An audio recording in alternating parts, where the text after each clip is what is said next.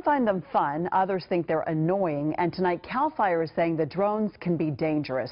They want lawmakers to do something before someone gets hurt or even killed by a drone flying in a fire zone. KCRA 3's Mike Lurie is live for us at the state capitol with one proposal that includes actually knocking them right out of the sky.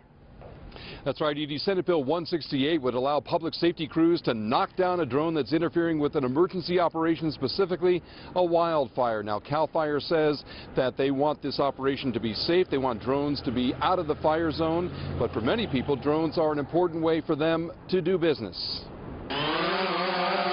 Jeff Hall is a professional photographer who bought his drone to help him shoot weddings and real estate videos to get that aerial perspective. It can be a great tool, and it can be a lot of fun, but at the same time, you have to know what you're using it for. But drones can also interfere with emergency operations, and just this summer, CAL FIRE has documented 12 intrusions where drones got in the way of pilots, forcing them to land their planes. 2 weeks ago, one of our DC-7 air tankers came within 50 feet of a drone when it was returning from the Rocky fire.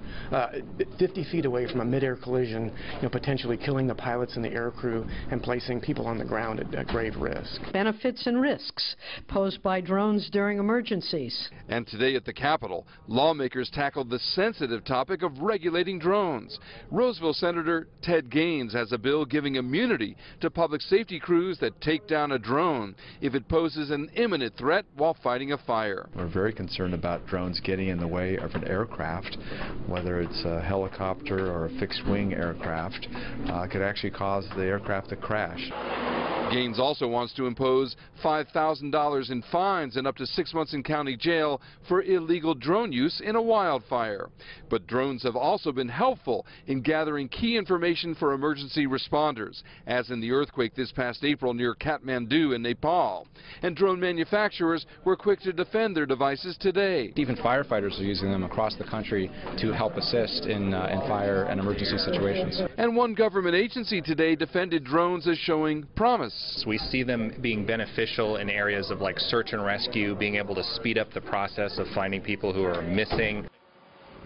And the rules on drones can be very confusing, even here at the Capitol. When that drone operator, Jeff Hall, tried to give us a demonstration today, he was politely reminded by the California Highway Patrol to take it off-site for security concerns surrounding the building. Reporting live at the state Capitol, Mike Lurie, KCRA 3 News. Well, that demonstrated part of it right there. So how would authorities disable or even take out those drones?